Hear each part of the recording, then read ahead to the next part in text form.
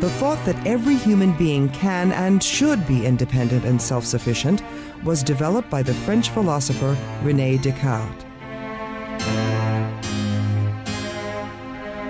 Although Descartes was born almost 400 years ago, his writings have deeply etched our Western culture and our way of thinking. During his era, Descartes' philosophy was considered new and radical. People of antiquity and of the Middle Ages had not perceived reality through the lens of the individual as Descartes did, and we do today.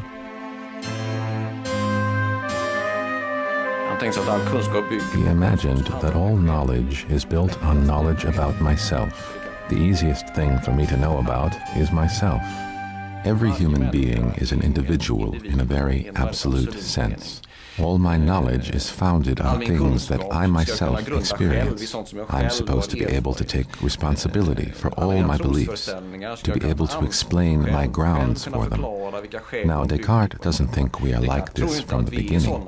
He says that all our opinions come from somewhere, that we learn from our parents, that we've been to school, we've been exposed to a lot of prejudice. But he thinks that somewhere along the line we can free ourselves from all that and take a look at it and reflect, what's right in this? What can I take the responsibility for? And then I will have a view of the world that's mine. In his Meditations, Descartes writes, "It is now some years since I detected how many were the false beliefs that I had from my earliest youth, admitted as true, and how doubtful was everything I had since constructed on this basis. And from that time, I was convinced that I must once and for all seriously undertake to rid myself of all the opinions which I had formerly accepted, and to commence to build anew from the foundation if I wanted to establish any firm and permanent structure in the sciences."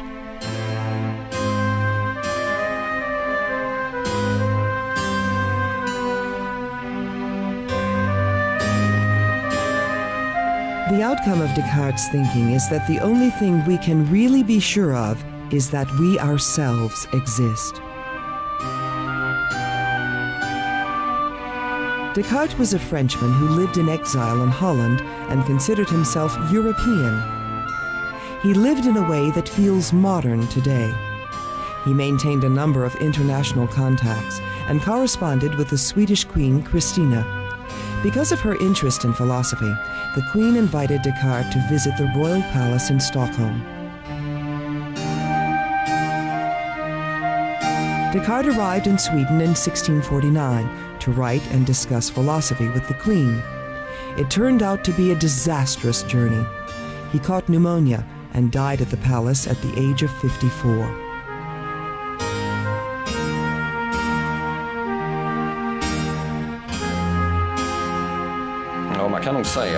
You might say that Descartes' way of looking at the self still dominates our Western way of thinking about the self. For example, just think how obvious it is to us that we act to further our own interests. In many other cultures, this would be an absurdity, that you should think about yourself rather than about your family or your relatives or some other kind of community, maybe even about a nation or a state. But to us, this is something obvious.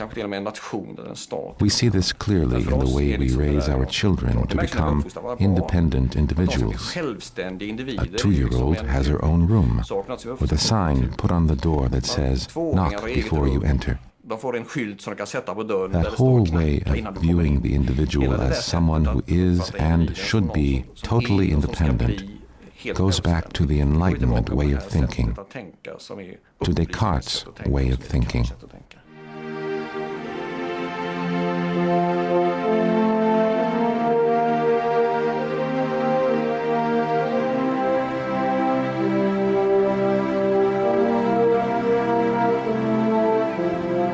You can't say that Descartes himself had any opinions about minorities that you can refer to, but thinking about human beings in the way that Descartes does makes you think in a certain way about those problems.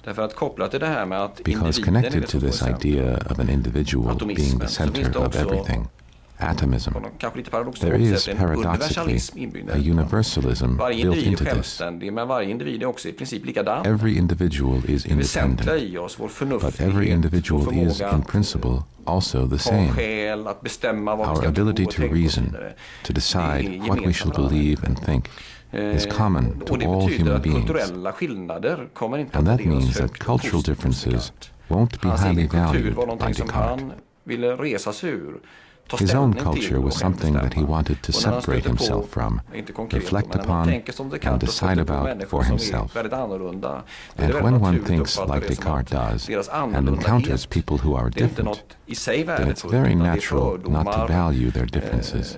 It's just prejudice, something that has formed.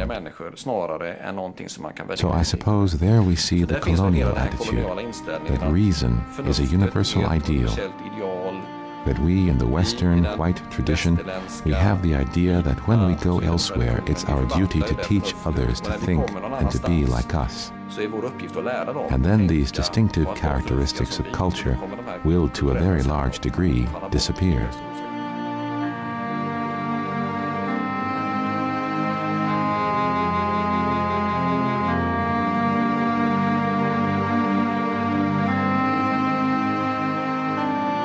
I think the atomistic view is just a wrong view. I take the atomistic view to be that we can really conceive of what a human identity is without reference to anything else, to the relations of the human being to others, to the language they've learned, and so on. Now, I think that when you present the view this way, it's clear that it's absurd and that it's wrong, but that we have, unfortunately, traditions of philosophy which have put forward the idea that I can, by self-examination, get back to pure experiences of mine which I can know about and characterize without reference to anything else, even without reference to language. I can, as it were, develop a new language to describe my primitive experience.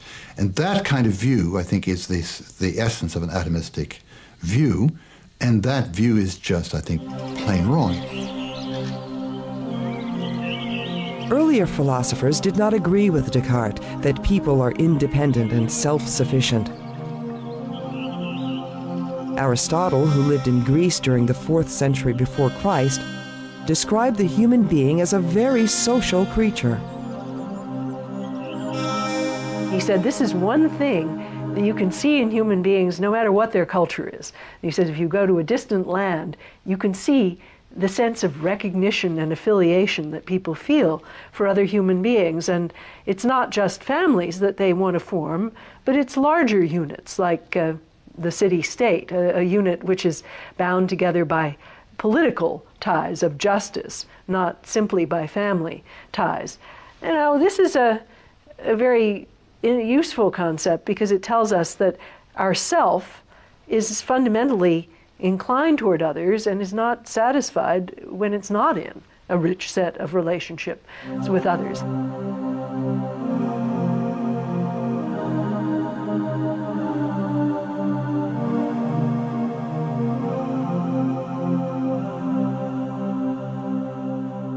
During the Romantic era, in the beginning of the 19th century, another philosopher steps forward with a totally different interpretation of the self.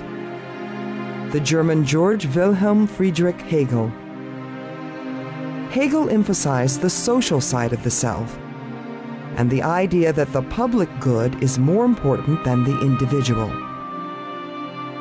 He was a professor at the recently founded university in Berlin, and towards the end of his life held a very high and respected position. He was considered to be the philosopher that everybody listened to, although it took him a long time to attain that position. If you look at Hegel's writings and try to read them by yourself, the most striking thing about them is how difficult they are to understand. There may be no philosopher more difficult than Hegel in the entire history of philosophy. To Hegel, human beings cannot have an identity without their social or cultural background. Human beings are social creatures that depend upon others to be who they are. The only way we can see ourselves is through our reflection in others. But what we all ultimately want from each other by nature is we want to be recognized. We want some status. We want acknowledgement. And so I think what this picture paints for us to begin with is a picture of who we are, a picture of human nature. And it's a social picture in the sense that we are not in this alone, but our very existence on the planet with other people means that we need each other. And we need each other not for our enterprises, not for our survival. We need each other because we care what other people think about us. According to Hegel, not until a person is recognized and respected can that person achieve self-respect. But this can be difficult to obtain. And he has a model there. It's used by a great many philosophers ever since for different purposes. But the simple way of describing it is, it's the master-slave story. And it simply goes like this.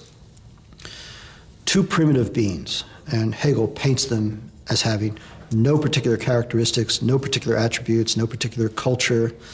They are simply, as he puts it, two self-consciousnesses that confront one another. And they naturally fight. They fight to the death, or almost. Because just at the moment when one of them is about to die, he or she or it says, no, rather than die, I'll be your slave. And then you get this relationship going between these two characters, one of whom is now master, one of whom is slave. But when the relationship between humans is colored by power, it's not only the powerful who oppress and despise the underdog. The underdog starts to gradually see him or herself through the eyes of the oppressor and will eventually start to despise herself.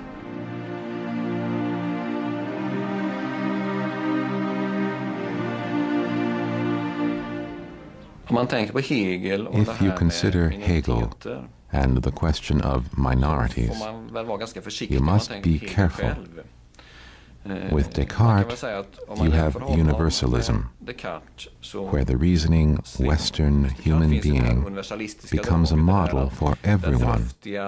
With Hegel, we get something else. The emphasis is on being grounded in a certain culture, at a certain place, in a certain time.